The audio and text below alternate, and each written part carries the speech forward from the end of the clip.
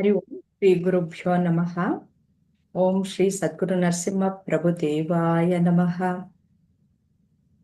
ಎಲ್ಲ ಆತ್ಮಜ್ಯೋತಿಗಳಿಗೆ ಸಾಷ್ಟಾಂಗ ಪ್ರಣಾಮಗಳು ಹಾಗೂ ಭಗವತ್ಪಾದ ಶ್ರೀ ಆದಿಶಂಕರಾಚಾರ್ಯ ಅದ್ವೈತ ವೇದಾಂತ ವೃತ್ತಕ್ಕೆ ತಮ್ಮೆಲ್ಲರಿಗೂ ಆದರದ ಸ್ವಾಗತ. ನಾವು ಈಗ ತತ್ವಬೋಧ ಎನ್ನುವ ಗ್ರಂಥದ ಮನನ ಕಾರ್ಯವನ್ನು ಮಾಡ್ತಾ ಇದ್ದೀವಿ. ಇಲ್ಲಿ ಸಾಧನ ಚತುಷ್ಟಯಗಳಲ್ಲಿ ನಾವು ವಿವೇಕ, ವೈರಾಗ್ಯ, ಶಮ, ದಮ ಮತ್ತೆ ತಿತಿಕ್ಷ ಇಷ್ಟನ್ನು ನಾವು ಚಿಂತನೆಯನ್ನ ಮಾಡಿದೀವಿ. ಈಗ ಉಪರತಿ ಅನ್ನೋದರ ಬಗ್ಗೆ ನಾವು ಚಿಂತನೆಯನ್ನ ಮಾಡೋಣ. ಉಪರತಿ ಅಂದ್ರೆ ಏನು ಅಂತ ಮಾನ್ಯ ಪಾರ್ಟಿಸಿಪೇಟ್ ಮಾಡ್ತಾ ಇದ್ದೀರಾ ಅಥವಾ ಹೇಗೆ? ಪಾರ್ಟಿಸಿಪೇಟ್ ಮಾಡಬಹುದು ಅಜ್ಜಿ. ಓಕೆ, ರೆಡಿ ಆಗಿದ್ರೆ ನೀವು ನೋಡ್ಕೊಂಡ್ ಬಂದಿದ್ರೆ ನೀವು ಉಪರತಿ ಅಂದ್ರೆ ಏನು ಅಂತ ಹೇಳ್ಬೋದು. ನೋಡಿದೆ. ಸೊ ಪ್ರಭುಜಿ ಅವ್ರು ಎಕ್ಸ್ಪ್ಲೇನ್ ಮಾಡಿದ್ರು. ಉಪರತಿಯಲ್ಲಿ ಉಪ ಅಂತ ಹೇಳಿದ್ರೆ ಮೇಲಕ್ಕೆ ಹೋಗೋದು ಅಂತ ಹೇಳಿದ್ರೆ ಒಳ್ಳೆ ವಿಷಯಗಳೇನಿದೆ, ಮತ್ತೆ ರಮ ಅಂದ್ರೆ ಇಂಟ್ರೆಸ್ಟ್ ಅಥವಾ ಆಸಕ್ತಿ ಅಂತ. ಸೊ ಒಳ್ಳೆ ವಿಷಯಗಳಲ್ಲಿ ನಮ್ಮ ಆಸಕ್ತಿ ಆ ಕಡೆ ಹೋಗುತ್ತೆ ಅಂತ, ಮೇಲೆ ಅಥವಾ ಒಳ್ಳೆ ವಿಷಯದ ಕಡೆ. ಇದು ಯಾವಾಗ ಆಗುತ್ತೆ ಅಂತ ಹೇಳಿದ್ರೆ, ನಾವು ನಮ್ಮ ಧರ್ಮ ಸರಿಯಾಗಿ ಪಾಲನೆ ಮಾಡಿದ್ರೆ, ನಂದೇನು ಧರ್ಮ ಅಂತ ಮೊದಲು ತಿಳ್ಕೊಂಡು ಅದನ್ನು ಸರಿಯಾಗಿ ನಾವು ಪಾಲನೆ ಮಾಡಿದಾಗ ಈ ಈ ಥರ ನಮಗೆ ಒಳ್ಳೆ, ಇನ್ನೂ ಜಾಸ್ತಿ ಒಳ್ಳೆಯದ್ರಲ್ಲಿ ನಮ್ಗೆ ಆಸಕ್ತಿ ಬರುತ್ತೆ. ಮತ್ತು ಈ ಇದರಲ್ಲಿ ಅವರು ಒಂದು ಸ್ವಲ್ಪ ಇನ್ನೊಂದು ಎಕ್ಸ್ಪ್ಲೇನ್ ಮಾಡಿದಾಗ ನನಗೆ ಇನ್ನೊಂದು ಏನು ಅರ್ಥ ಆಯಿತು ಅಂತ ಹೇಳಿದ್ರೆ, ನಮಗೆ ಇದು ಮಾಡ್ತಾ ಇದರಲ್ಲಿ ಸಂತೋಷ ಸಿಗುತ್ತೆ, ಅಂದರೆ ಒಂಥರ ಆನಂದ ಸಿಗುತ್ತೆ. ಯಾಕಂದ್ರೆ ಅದರಲ್ಲಿ ಆಸಕ್ತಿ ಇರುತ್ತಲ್ವ, ಆದ್ರಿಂದ ನಮ್ಗೆ ಅದ್ರಲ್ಲಿ ಆನಂದ ಬರುತ್ತೆ. ಬಟ್ ಈಗ ನಾವು ಯೋಚನೆ ಮಾಡ್ತೀವಿ, ಎಷ್ಟೊಂದು ಜನ ಏನೇನೋ ಕೆಲಸ ಮಾಡ್ತಾರೆ, ಅದು ಯಾವಾಗಲೂ ಒಳ್ಳೇದಿರಲ್ಲ. ಬಟ್ ಅವ್ರಿಗೆ ಅದರಲ್ಲಿ ಏನೋ ಆನಂದ ಸಿಗ್ತಾ ಇರುತ್ತೆ, ಅದಕ್ಕೆ ಅವ್ರು ಮಾಡ್ತಾ ಇರ್ತಾರೆ ಅನ್ನೋ ಒಂದು ಥಾಟ್ ಬರುತ್ತೆ. ಸೊ ಈಗ ಏನೇನೋ ಈಗ ಎಷ್ಟೊಂದು ಅಡಿಕ್ಷನ್ಸ್ ಇರ್ಬೋದು, ಸ್ಮೋಕಿಂಗ್ ಇರ್ಬೋದು, ಅಥವಾ ಇನ್ನೊಂದು ಏನಾದರೂ ಇರ್ಬೋದು. ಅದೆಲ್ಲ ಮಾಡಿದಾಗ ಅವ್ರಿಗೇನೋ ಒಂದು ಆನಂದ ಸಿಗ್ತಾ ಇರುತ್ತೆ, ಅದಕ್ಕೆ ಅವ್ರು ಅದು ಮಾಡ್ತಾರೆ ಅನ್ನೋದು ಪ್ರಶ್ನೆ. ಆದರೆ ಅವ್ರಿಗೆ ಅದು ಮಾಡುವಾಗ ಇರ್ಬೋದು ಏನೋ ಒಂದು ಆಸಕ್ತಿ ಅಥವಾ ಆನಂದ. ಬಟ್ ಅದು ಮಾಡಿದ ಒಂದು ಸ್ವಲ್ಪದ್ರಲ್ಲೇ ಅವ್ರಿಗೆ ಒಂದು ಸ್ವಲ್ಪ ಪಶ್ಚಾತ್ತಾಪ ಆಗುತ್ತೆ, ಆ ಥರ ನಾನು ಮಾಡಬಾರ್ದಾಗಿತ್ತು ಅಂತ. ಆದರೆ ಅವ್ರಿಗೆ ಅದು ನಿಲ್ಸೋಕ್ಕೂ ಆಗಲ್ಲ, ಅದೊಂಥರ ಹ್ಯಾಬಿಟ್ ಆಗಿಬಿಟ್ಟಿರುತ್ತೆ. ಸೊ ಅವ್ರು ಅದು ರಿಪೀಟೆಡಾಗಿ ಮಾಡ್ತಾ ಇರ್ತಾರೆ, ಅದೊಂದು ಹ್ಯಾಬಿಟ್ ಆಗಿರುತ್ತೆ. ಬಟ್ ಇದೇ ನಾವು ಬೇರೆ ಆಸಕ್ತಿಗಳಲ್ಲಿ ಅಥವಾ ಏನಾದರೂ ನಮ್ಮ ಧರ್ಮ ಪಾಲನೆ ಇರ್ಬೋದು ಅಥವಾ ಸತ್ಸಂಗಗಳಿಗೆ ಹೋಗೋದಿರ್ಬೋದು, ಅದರಲ್ಲಿ ಬರೀ ಆನಂದ ಮಾತ್ರ ಇರುತ್ತೆ. ಅದರಲ್ಲಿ ಆಮೇಲೆ ಏನೋ ಒಂಥರ ಬೇಜಾರು ಅಥವಾ ಇನ್ನೊಂದೇನೋ ಇರಲ್ಲ. ಅದರಲ್ಲಿ ನಮ್ಗೆ ಏನು ಅರ್ಥ ಆಗುತ್ತೆ ಅಂದರೆ, ಅದರಲ್ಲಿ ಆನಂದ ಇರಲ್ಲ. ಅವ್ರೇನು ಅದರ ಫಸ್ಟ್ ಎಕ್ಸಾಂಪಲ್ ಅಲ್ಲ, ಆನಂದ ಇರಲ್ಲ. ಅದೊಂದು ಹ್ಯಾಬಿಟ್ ಬಿಲ್ಡ್ ಆಗಿರೋದ್ರಿಂದ ಅದು ಕಂಟಿನ್ಯೂಸ್ ಆಗಿ ಮಾಡಬೇಕು ಅನ್ನೋ ಥರ ಒಂದು ಬಿಲ್ಡ್ ಆಗಿರುತ್ತೆ. ಹಾಗೆ ನಮಗೇನು ಈ ಬೇರೆದ್ರಲ್ಲಿ ನಮ್ಗೆ ಯಾವ ಥರ ಆನಂದ ಸಿಗುತ್ತೆ, ಅದು ಬರೀ ಆನಂದ ಅಂತ ಹೇಳೋಕ್ಕಾಗಲ್ಲ. ಯಾಕಂದರೆ ಬರೀ ಹ್ಯಾಪಿನೆಸ್ ಅಂತ ಹೇಳೋಕ್ಕಾಗಲ್ಲ. ಯಾಕಂದರೆ ಒಂದು ಸತಿ ನಮ್ಗೆ ಹ್ಯಾಪಿನೆಸ್ ಇರುತ್ತೆ, ನೆಕ್ಸ್ಟ್ ಮೂಮೆಂಟ್ ನಮ್ಗೆ ದುಃಖ ಇರುತ್ತೆ. ಬಟ್ ಆದರೆ ನಾವು ಈ ಥರ ಒಳ್ಳೆಯ ಕೆಲಸಗಳಲ್ಲಿ ಯಾವಾಗ ನಾವು ಪಾಲ್ಗೊಳ್ತೀವಿ, ಅದರಲ್ಲಿ ನಮ್ಗೆ ಬರೀ ಹ್ಯಾಪಿನೆಸ್ ಸಿಗಲ್ಲ, ನಮ್ಗೆ ಅದು ಏನು ಹೇಳ್ತಾರೆ, ಬ್ಲಿಸ್ಫುಲ್ ಸ್ಟೇಟ್ ಇರುತ್ತಲ್ವ, ಆ ಥರ ನಮ್ಗೆ ಎಕ್ಸ್ಪೀರಿಯನ್ಸ್ ಆಗುತ್ತೆ. ತುಂಬ ಆನಂದ, ಅಂದರೆ ಒಂದು ಸ್ಯಾಟಿಸ್ಫ್ಯಾಕ್ಷನ್ ಇರುತ್ತೆ, ಒಂದು ಒಂದು ಪೀಸ್ ನಮಗೆ ಫೀಲ್ ಆಗುತ್ತೆ. ಅದು ನಮಗೆ ಬೇರೆ ಯಾವುದ್ರಲ್ಲೂ ಸಿಗಲ್ಲ, ಬರೀ ಆತ್ಮಜ್ಞಾನದಲ್ಲಿ ಸಿಗುತ್ತೆ. ನನಗೆ ಇಷ್ಟು ಅರ್ಥ ಆಯ್ತು. ಬಹಳ ಚೆನ್ನಾಗಿ ಹೇಳಿದ್ದೀರಾ. ಹೇಗೆ ಉಪರತಿ ಅಂತಂದ್ರೆ ಉನ್ನತವಾದ ವಿಷಯಗಳಲ್ಲಿ ನಮಗೆ ಆಸಕ್ತಿ ಬರಬೇಕು, ಅದು ಉಪರತಿ. ಅದು ಹೇಗೆ ಬರುತ್ತೆ ಅಂದ್ರೆ ಸ್ವಧರ್ಮಾನುಷ್ಠಾನಂ ಏವ ಉಪರಮಾಕಃ ಅಂತ. ಅಂದ್ರೆ ಸ್ವಧರ್ಮಾನುಷ್ಠ ಭಗವದ್ಗೀತೆಯಲ್ಲೂ ಸಹ ನಾವು ನೋಡಿದೀವಿ. ಸ್ವಧರ್ಮವನ್ನ ನೀನು ಪಾಲನೆ ಮಾಡೋ, ನೀನು ಪರಧರ್ಮವನ್ನ ಪಾಲನೆ ಮಾಡಬೇಡ. ಯಾವಾಗ ನೀನು ಕರ್ಮ ಯೋಗವನ್ನ ಮಾಡೋದು ಅದು ಸಹ ನಿಂಗೆ ಕಷ್ಟ ಅಂದಾಗ, ನೀನು ಕೊನೆ ಪಕ್ಷ ಸ್ವಧರ್ಮ ಪಾಲನೆ ಮಾಡೋ.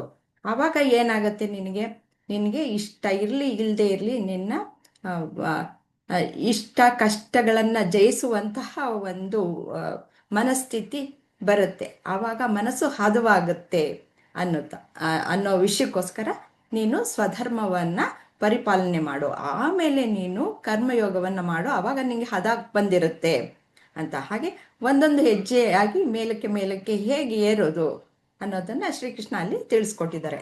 ಇಲ್ಲೂ ಸಹ ಹಾಗೆ ಉಪರತಿ ಅಂತಂದರೆ ಹೇಗೆ ನಾನು ಇಷ್ಟ ಅನಿಷ್ಟಗಳನ್ನು ಸಮವಾಗಿ ತೆಗೆದುಕೊಂಡು ನನ್ನ ಸ್ವಧರ್ಮವ ಪಾಲನೆ ಮಾಡಬೇಕು. ಇಲ್ಲ ಅಂತಂದರೆ ನಾನು ಬೇರೆ ಯಾವುದೋ ಧರ್ಮವನ್ನು ಪಾಲನೆ ಮಾಡಿದ್ರೆ ಅದು ವ್ಯತಿರಿಕ್ತ ಪರಿಣಾಮವನ್ನೇ ಕೊಡುತ್ತೆ ಅನ್ನುವುದು ಇಲ್ಲಿ ಉಪರಮ ಅಂತ. ಶ್ರದ್ಧೆ ಬಗ್ಗೆ ಇವಾಗ ತಿಳಿದುಕೊಳ್ಳೋಣ. ಶ್ರದ್ಧೆ ಅಂದರೆ ಏನು ಅಂತ ಅಂದ್ಬಿಟ್ಟು ವೀಣಾಜಿ ನೀವು ಹೇಳ್ತೀರಾ?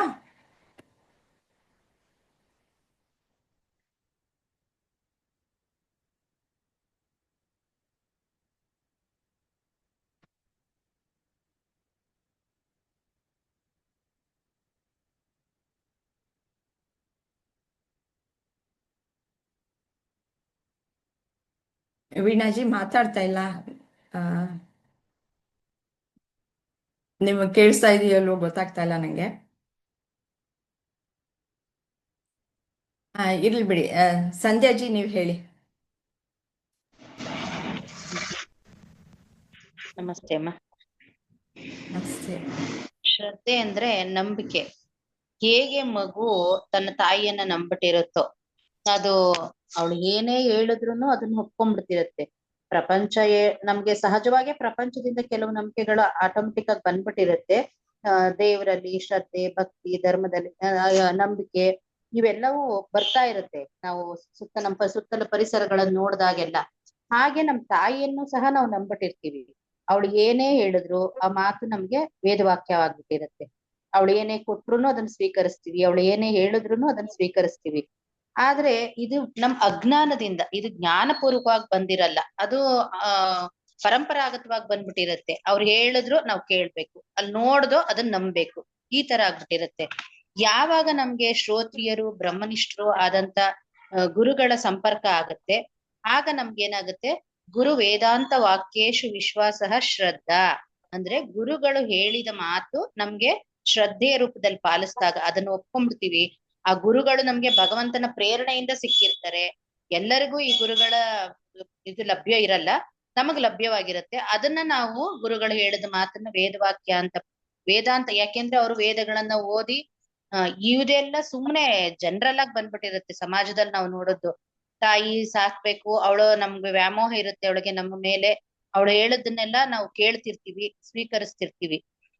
ಪ್ರಪಂಚದಲ್ಲೂ ಅಷ್ಟೇ ನಾವು ನೋಡ್ತಿರ್ತೀವಿ, ಅದನ್ನ ಅವರು ಮಾಡ್ತಿದ್ದಾರೆ ನಾವು ಮಾಡ್ಬೇಕು, ಆಗಷ್ಟೇ ಅದು ಎಷ್ಟು ಮಟ್ಟಕ್ಕೆ ಸರಿ ಅನ್ನೋದು ನಮ್ಗೆ ಗೊತ್ತಾಗೋದು ಗುರುಗಳು ವೇದಾಂತದ ವಾಕ್ಯಗಳನ್ನು ಕೇಳಿದಾಗಷ್ಟೇ ನಮ್ಗೆ ಯಾವ ವಿಷಯ ಸರಿ, ಯಾವುದು ತಪ್ಪು, ನಾವು ಯಾವುದಕ್ಕೆ ತಲೆ ಕೆಡಿಸ್ಕೋಬಾರ್ದು, ಯಾವುದನ್ನ ಪಾಲಿಸ್ಬೇಕು ನಮ್ಮ ಜೀವನದಲ್ಲಿ, ಯಾವುದನ್ನ ಪಾಲಿಸಿದಾಗ ನಾವು ಶಾಂತಿಯನ್ನು ಹೊಂದ್ಬೋದು, ಆತ್ಮಜ್ಞಾನ ಪಡಿಬೋದು ಅನ್ನೋದನ್ನ ವೇದಾಂತಗಳನ್ನ ಓದಿ ತಿಳಿದುಕೊಂಡಂತ ಸದ್ಗುರುಗಳ ಮೂಲಕ ತಿಳ್ಕೊಂಡಾಗ ನಮ್ಗೆ ತಿಳುವಳಿಕೆ ಬರುತ್ತೆ. ಈ ಜ್ಞಾನನೇ ನಾವು ಶ್ರದ್ಧೆ ಅಂತ ಹೇಳ್ತೀವಿ. ಸಂಧ್ಯಾಜಿ ಸಿಗುತ್ತೋ ಅವಾಗ ಅದನ್ನೇ ನಾವು ಶ್ರದ್ಧೆ ಅಂತ ಹೇಳಿ. ವೀಣಾಜಿ ನೀವು ಇದನ್ನೇ ಹೇಳ್ತೀರಾ? ಶ್ರದ್ಧೆ ಅಂದ್ರೆ ಏನು ಅನ್ನೋದನ್ನ ಇವಾಗ ಒಂದು ಹೇಳಿದ್ದಾರೆ, ಅವರು ವಿವರವಾಗಿ ಹೇಳಿದ್ದಾರೆ. ನೀವು ನೀವು ಏನು ತಿಳ್ಕೊಂಡಿದ್ದೀರಾ ಶ್ರದ್ಧೆಯ ಬಗ್ಗೆ, ಅದನ್ನು ವಿವರಿಸ್ತೀರಾ? ಅವರೇನು ತೆಗಿತಾ ಇಲ್ಲ. ಪ್ರಿಯಾಂಕಾಜಿ ನೀವು ಹೇಳಿ.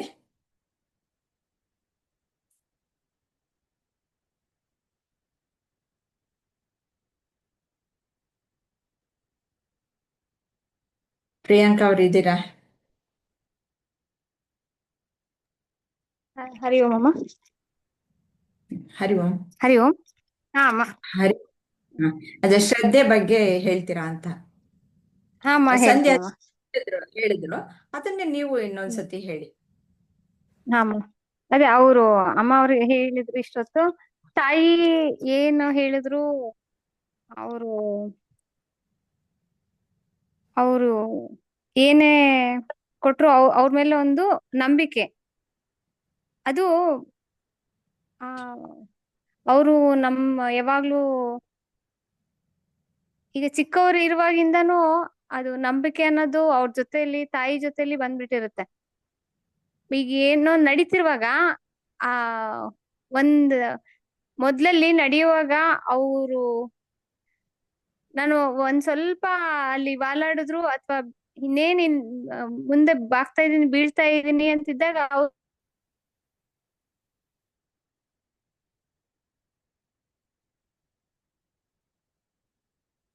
ಸರಳವಾಗಿ ಅವರು ಎಲ್ಲಾ ಟೈಮಲ್ಲೂ ನಮ್ ಜೊತೆಲಿ ಇದಾರೆ, ನಮಗೆ ಜೊತೆಲಿ ಇದಾರೆ, ನಮ್ಗೆ ಏನೋ ಕೊಡ್ತಿದಾರೆ ಅನ್ನೋ ನಂಬಿಕೆ. ಬಟ್ ಅದ್ರದ್ದು ಅರಿವಿಲ್ಲ, ಜ್ಞಾನ ಇಲ್ಲ. ಅದನ್ನ ಜ್ಞಾನವನ್ನ ತಗೊಳೋದಕ್ಕೆ ಶ್ರದ್ಧೆ ಬೇಕು.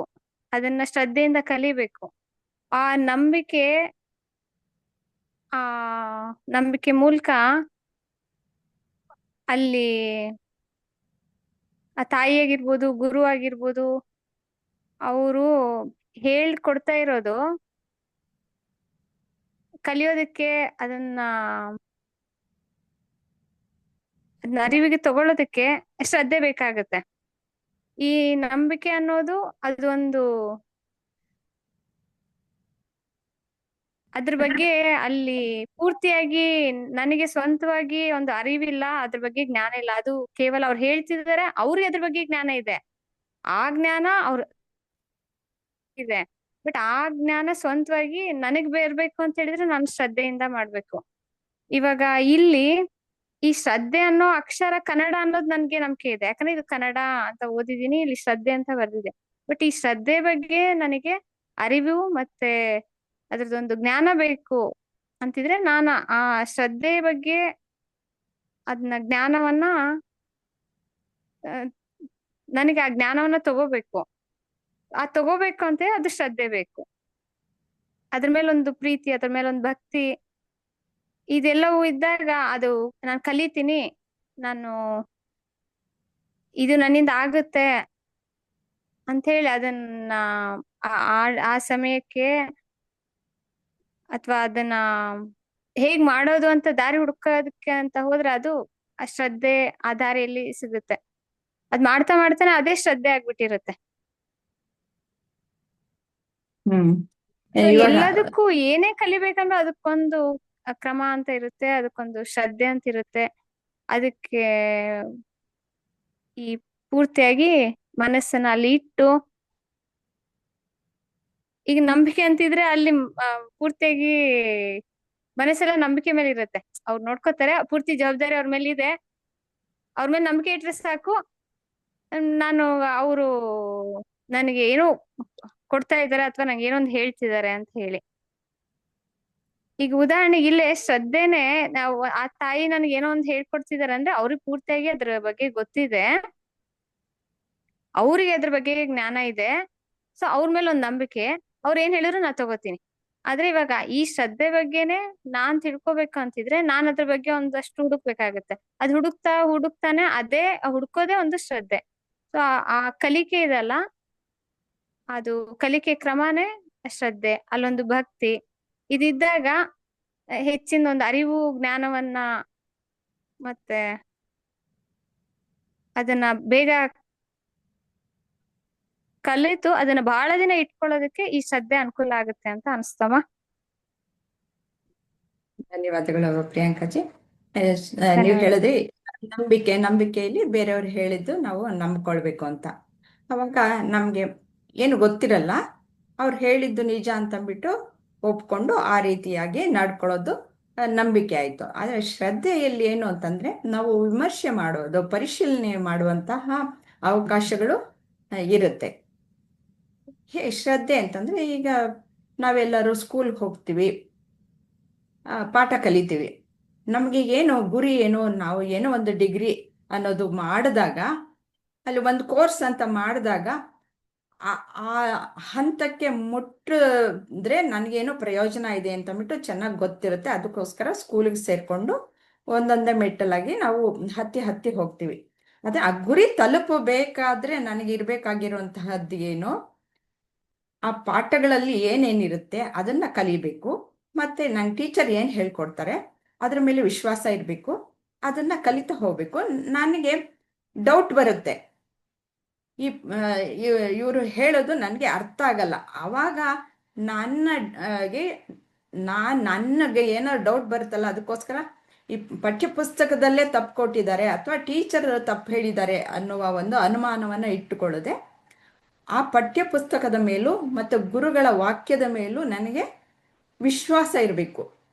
ಅದನ್ನು ಪರಿಶೀಲನೆ ಮಾಡಿಕೊಂಡು ಹೇಗೆ ನನಗೆ ಈ ಥರ ಅರ್ಥ ಆಯ್ತಲ್ಲ, ಇದು ಹೇಗೆ ನಾನು ಸರಿಪಡಿಸ್ಕೊಳ್ಳೋದು. ಇವಾಗ ಮೂರೂ ಸಹ ಒಂದೇ ಆಗಬೇಕು.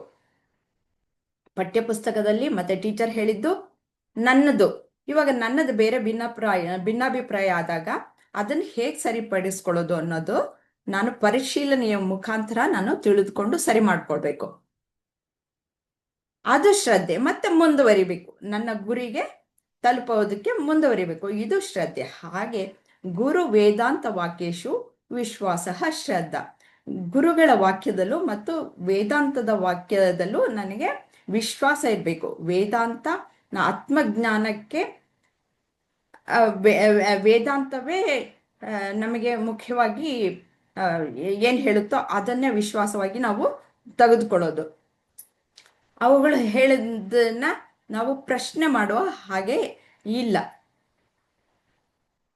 ಮತ್ತೆ ಗುರುಗಳು ಸಹ ಅವರು ಹೇಗೆ ನಮ್ಮ ಸ್ಕೂಲಲ್ಲಿ ಕಾಲೇಜುಗಳಲ್ಲಿ ಹೇಗೆ ಟೀಚರ್ ಕ್ವಾಲಿಫೈಡ್ ಆಗಿರ್ತಾರೋ ಹಾಗೆ ವೇದಾಂತವನ್ನು ಹೇಳಬೇಕಾದ್ರೂ ಸಹ ಅದನ್ನು ಹೇಳುವಂತಹ ಶ್ರೋತ್ರಿಯರಾದಂತಹವರು ನಮಗೆ ಮತ್ತೆ ಆತ್ಮಜ್ಞಾನಿಗಳಾದಂತಹವರು ಅಂಥವ್ರು ಸಿಕ್ಕಿದ್ರೆ ನಮಗೆ ಬಹಳ ಅದೃಷ್ಟ. ಅವರ ವಾಕ್ಯಗಳಲ್ಲಿ ಶ್ರದ್ಧೆ ಇಟ್ಟು ನಾವು ಕಲಿಬೇಕು. ಇಲ್ಲಿ ಒಂದು ಈಕ್ವೇಶನ್ ಅಂತ ತಗೊಂಡ್ರೆ ಎಡಗಡೆ ಸಮೀಕರಣ ಬಲಗಡೆದಕ್ಕೆ ಸಮ ಅಂತ ಹೇಳ್ತಾರೆ. ಆದರೆ ನಾನು ಸರಿಯಾಗಿ ನೋಟಕ್ಕೆ ನೋಡಿದಾಗ ಅದು ಸಮ ಇರಲ್ಲ. ಅದು ಹೇಗೆ ಸಮ? ಇವ್ರು ಹೇಳ್ತಾ ಇದ್ದಾರೆ ತತ್ವಮಸಿ ಅಂತ ಹೇಳ್ತಾ ಇದ್ದಾರೆ. ತ್ವಂ ಅಂದ್ರೆ ನೀನಪ್ಪ, ಮತ್ತೆ ತತ್ ಅಂದ್ರೆ ಅದು, ಅಂದ್ರೆ ಪರಮಾತ್ಮ ತತ್ವ. ಪರಮಾತ್ಮ ತತ್ವ ಮತ್ತೆ ನೀನು ಎರಡು ಒಂದೇ ಅಂತ. ಅದು ಹೇಗೆ? ನಾನು ಅಂದ್ರೆ ಏನು, ಪರಮಾತ್ಮ ಅಂದ್ರೆ ಏನು ನನಗೆ ಅರ್ಥ ಆಗ್ತಾ ಇಲ್ಲ. ಇವ್ರು ಹೇಳೋದ್ರಲ್ಲಿ ತಪ್ಪು ಅಂತ ಹೋದ್ರೆ ಅಲ್ಲಿ ಶ್ರದ್ಧೆ ಇಲ್ಲ. ಇದು ಹೇಗೆ ನಾನು ಮತ್ತೆ ಪರಮಾತ್ಮ ಒಂದಾಗಕ್ಕೆ ಹೇಗೆ ಸಾಧ್ಯ ಅಂತಂದ್ಬಿಟ್ಟು ನಾವು ಎಳೆಯಾಗಿ ಬಿಡಿಸಿ ಹೇಳುವಂತಹವರ ಮಾತುಗಳನ್ನ ಕೇಳಿ ತಿಳಿದುಕೊಂಡು ನನ್ನ ಸಂಶಯವನ್ನ ನಿವಾರಣೆ ಮಾಡ್ಕೊಳ್ಳೋ ಅಂತಹದ್ದು ಶ್ರದ್ಧಾ. ಅದು ಶ್ರದ್ಧಾ. ಗುರು ವೇದಾಂತ ವಾಕ್ಯೇಶು ವಿಶ್ವಾಸ ಶ್ರದ್ಧಾ. ಬೇರೆ ಯಾರಾದ್ರೂ ಏನಾದ್ರು ಹೇಳೋದಿದ್ಯಾ?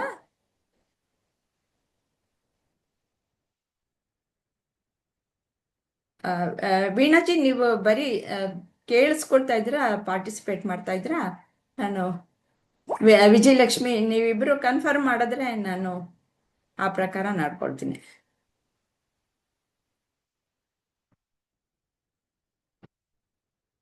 ಆಯ್ತು, ಮುಂದೆ ಹೋಗೋಣ.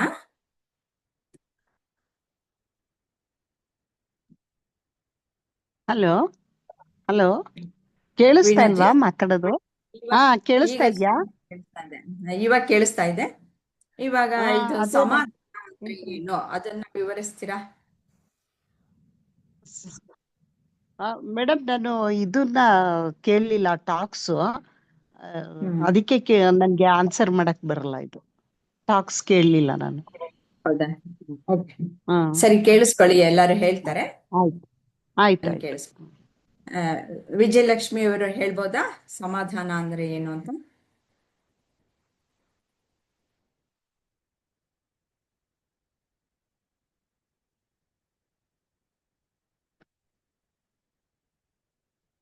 ಪ್ರಯತ್ನ ಪಡಿ, ತಪ್ಪಾದ್ರೆ ಪರವಾಗಿಲ್ಲ. ಏನು ಫಸ್ಟ್ ಕ್ಲಾಸ್ ಅಂತಂದ್ಬಿಟ್ಟು ಹಿಂಜರಿಕೆ ಬೇಡ.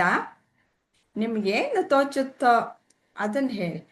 ಅನ್ಮ್ಯೂಟ್ ಮಾಡ್ಕೊಳ್ಳಿ, ಮ್ಯೂಟ್ ಆಗಿದೆ.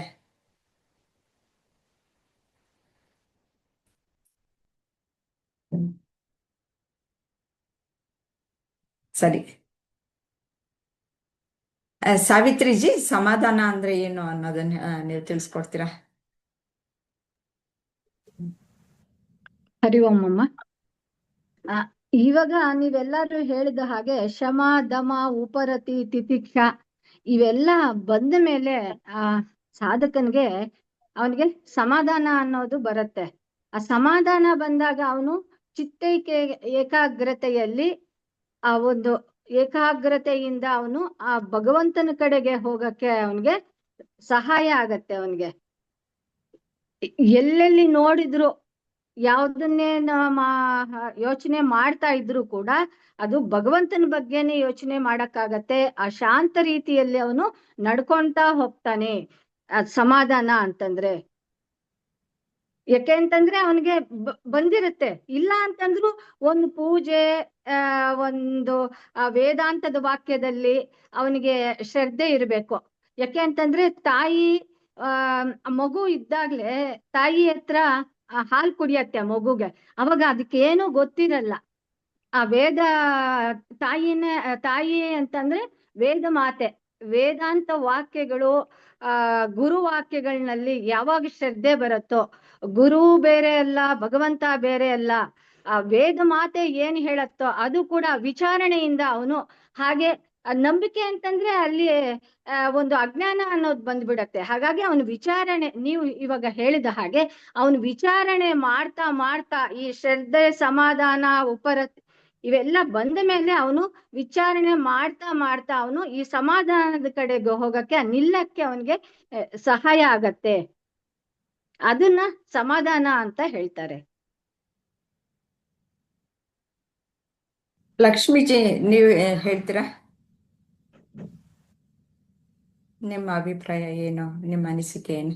ಸಮಾಧಾನ. ಹೇಳ್ತೇನ್ರಿ. ಇಲ್ಲ ಸಮಾಧಾನನ ಅಂತಂದ್ ಹೇಳಿದ್ರ ಏಕಾಗ್ರತೆ ಅಂತಂದ್ ಹೇಳ್ಯಾರಮ್ಮ. ನಾವ್ ಈಗ ಇಲ್ಲೊಂದಷ್ಟು ಟಿಪ್ಸ್ ಸಹ ಇದೆ ನೋಡ್ಕೊಳ್ಳಿ. ಇಲ್ಲೊಂದ್ ಸ್ವಲ್ಪ ತಂದಿದ್ದೀನಿ. ಚಿತ್ತ ಏಕಾಗ್ರತಾ ಸಮಾಧಾನ ಭಗವದ್ಗೀತೆಯಲ್ಲಿ ಸಹ ಇಲ್ಲಿ ಹೇಳಿದೆ. ಇವುಗಳನ್ನ ನೀವು ಪರಿಗಣಿಸಬಹುದು. ಹೌದು ಅಮ್ಮ. ಯಾವಾಗ ನಮ್ಗ ಕ್ಷಮ ದಮ ತಿತಿಕ್ಷ, ಈಗ ಕ್ಷಮ ಕ್ಷಮ ಇಷ್ಟು ನಾವು ಕ್ಲಾಸ್ನೊಳಗೆಲ್ಲಾ ಕೇಳಿದ್ವಿ. ಕ್ಷಮ ಅಂದ್ರ ಮನಸ್ಸು ಹೆಂಗ್ ಓಡಾಡ್ತತ ಹಂಗ್ ಓಡೋದು. ದಮ ಅಂತಂದ್ ಹೇಳಿದ್ರ ಪಂಚೇಂದ್ರಿಯಗಳ ಹಿಂದ ಓಡೋದು.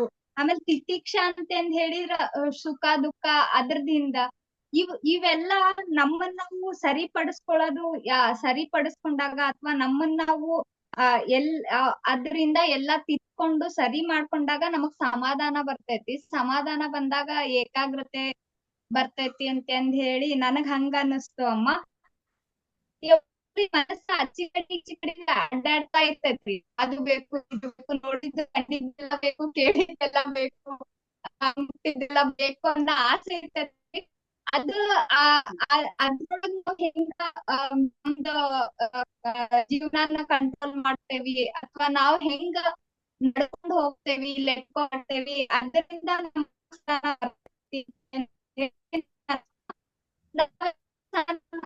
ಚಿತ್ತರ ಆಗ್ತೇವೆ ಅಂತ ಹೇಳಿದಾಗ ಅವಾಗ ನಾವು ಜ್ಞಾನ ಕಡೆಗೆ ಹೋಗ್ತೇವಿ ಅಂತ ಹೇಳಿ ಯಾವಾಗ್ಲೂ ಚಂಚಲ ಮನಸ್ಸಿದ್ದಾಗ ಆತ್ಮಜ್ಞಾನಿಗೆ ಹೋಗಕ್ ಸಾಧ್ಯ ಇಲ್ಲ. ಒಂದ್ ಸಮಾಧಾನ ಚಿತ್ತ ಇದ್ದಾಗ, ಕಾನ್ಸಂಟ್ರೇಷನ್ ಇದ್ದಾಗ ಆತ್ಮಜ್ಞಾನ ಕಡೆಗೆ ಹೋಗಕ್ ಸಾಧ್ಯ ಐತಿ ಅಂತಂದ್ ಹೇಳಿ ನನಗ್ ಹಂಗ ಅನಿಸ್ತು ಅಮ್ಮ. ನಾವೆಲ್ಲ ಸಮಾಧಾನಿಗಳಾಗಿರೋದ್ರಿಂದ ಇದನ್ನೆಲ್ಲ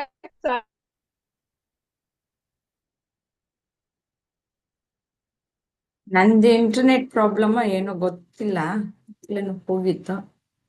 ನಾನ್ ಮಾತಾಡೋದು ಕೇಳಿಸ್ತಾ ಇದೆಯಾ? ಕೇಳಿಸ್ತಾ ಇದೆ ನಿಮ್ದು. ಅವಾಗ್ಲೇ ಹೇಳಿದ್ದೆಲ್ಲ ಸರಿಯಾಗಿ ಸ್ಪಷ್ಟವಾಗಿ ಕೇಳಿಸ್ತಲ್ವಾ? ಆಗ್ಲೇ ಹೇಳಿದ್ದು ಕರೆಕ್ಟ್ ಆಗಿ ಚೆನ್ನಾಗಿ ಹೇಳಿದೀರಾ. ಕೇಳಿಸ್ತಾ ಕೇಳಿಸ್ತಾ ಇತ್ತು. ಸಮಾಧಾನ ಅಂತಂದ್ರೆ ಪ್ರಿಯಾಂಕಾಜಿ ನೀವೇನ್ ಹೇಳ್ತೀರಾ ಸಮಾಧಾನಕ್ಕೆ?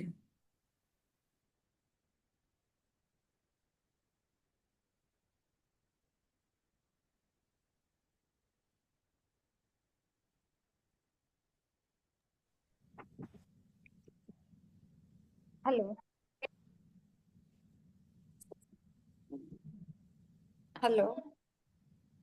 ಹಾ ಕೇಳಿಸ್ತಾ ಇದೆ, ಹೇಳಿ. ಸರಿ, ಓಕೆ.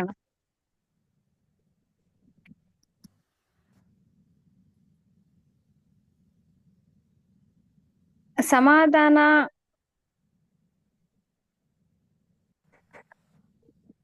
ಅಲ್ಲಿ ಈಗ ನನ್ ಜೊತೆಗೆ ಇಲ್ಲೆಲ್ಲರೂ ಹೇಳ್ತಾ ಇದ್ದಾರೆ, ಇವ್ರ ಜೊತೆ ನಾನು ಇದ್ದೀನಿ. ಇಲ್ಲಿ ಅವ್ರು ಹೇಳುವಾಗ ಪೂರ್ತಿಯಾಗಿ ಅದನ್ನ ಕೇಳಿಸ್ಕೊಳ್ಳುವಂತ ಸ್ಥಿತಿ, ಮತ್ತೆ ನನ್ ಮನಸ್ಸು ಆ ಕಡೆ ಈ ಕಡೆ ದ್ವಂದ್ವ ಅಥವಾ ಗಲಿಬಿಲಿ ಆಗದೆ ಪೂರ್ತಿಯಾಗಿ ಅವ್ರು ಏನ್ ಹೇಳ್ತಿದಾರೋ ಅದನ್ನ ಪೂರ್ತಿಯಾಗಿ ಗಮನ ಕೊಟ್ಟು ಅವರು ಹೇಳೋದನ್ನ ಬಹಳ ತಾಳ್ಮೆಯಿಂದ ಶಾಂತವಾಗಿ ಕೇಳೋದು. ಹ್ಮ್. ಇಲ್ಲಿ ಕೇಳುವಾಗ ಇದೊಂದು ಸಮಾಧಾನ, ಅದು ಕೇಳೋದ್ರಿಂದ ಸಮಾಧಾನ. ಚಿತ್ತ ಏಕಾಗ್ರತೆ ಅಂತ ಹೇಳ್ತಾರೆ. ಹಾ ಸಮಾಧಾನ ಅದೇ ಅಂದ್ರೆ ಏನು ಅಂದ್ರೆ ಚಿತ್ತ ಏಕಾಗ್ರತೆ, ಅದು ಸಮಾಧಾನ. ಅಲ್ಲಿ ಅದೇ ಪೂರ್ತಿಯಾಗಿ ಹೇಳುವಾಗ ಇಲ್ಲಿ ಯಾರೋ ಏನೋ ಹೇಳ್ತಿದಾರೆ, ಎಲ್ಲರೂ ಹೇಳ್ತಿದಾರೆ ಅಂದ್ರೆ ನನ್ನ ಗಮನ ಪೂರ್ತಿಯಲ್ಲಿ ಏಕಾಗ್ರತೆಯಿಂದ ನನ್ನ ಮನಸ್ಸು, ಬುದ್ಧಿ, ದೇಹ ಎಲ್ಲವನ್ನು ಅಲ್ಲಿ ಇಟ್ಟು ಅದನ್ನ ಸಮಾಧಾನವಾಗಿ ಅದನ್ನ ಬಹಳ ಶಾಂತವಾಗಿ ಅದನ್ನ ನಾನು ತಗೊಳ್ಳೋದು. ಅದರಿಂದ ನನಗೆ ಒಂದು ಶಾಂತತೆ, ಅದರಿಂದ ನನಗೆ ಏನೋ ಒಂದು ಸಮಾಧಾನ, ಅದು ಸಮಾಧಾನ ಅಂತಮ್ಮ. ಓಕೆ, ಸರಿ ಪ್ರಿಯಾಂಕಾಜಿ. ಈ ಸಮಾಧಾನ ಅಂತಂದ್ರೆ ಏನು ಅಂತಂದ್ರೆ ಇವಾಗ ನೀವು ಹೇಳಿದಾಗೆ ಶಮದಮ, ತಿತಿಕ್ಷಾ, ಉಪರತಿ ಮತ್ತೆ ಶ್ರದ್ಧಾ, ಇಷ್ಟನ್ನು ನಾವು ನಮ್ಮದಾಗಿಸ್ಕೊಂಡಾಗ ನಮಗೆ ಒಂದಷ್ಟು ಒಳ್ಳೆ ಕ್ವಾಲಿಟೀಸ್, ಒಳ್ಳೆ ಒಂದು ಏನು ಸಂಪತ್ತುಗಳು ನಮ್ಮದಾಗುತ್ತೆ. ಇವು ಸಂಪತ್ತು ತಾನೇ, ಎಲ್ಲ ಷಟ್ ಸಂಪತ್ತುಗಳು ನಮ್ಮದಾಗತ್ತೆ. ಇಲ್ಲಿ ಕೊನೆಯದಾಗಿ ಸಮಾಧಾನ ಅನ್ನೋದಾಗಿ ಷಟ್ ಸಂಪತ್ತುಗಳಲ್ಲಿ ಸಮಾಧಾನ ಅನ್ನೋದನ್ನ ಹೇಳಿದ್ದಾರೆ. ಈ ಸಮಾಧಾನ ಅಂದ್ರೆ ಚಿತ್ತ ಏಕಾಗ್ರತೆ, ಒಂದೇ ವಸ್ತುವಿನ ಮೇಲೆ, ನಿನ್ನ ಎದುರಿಗೆ ಇರುವುದು ಒಂದೇ ಒಂದು ವಸ್ತು, ಅದರ ಮೇಲೆ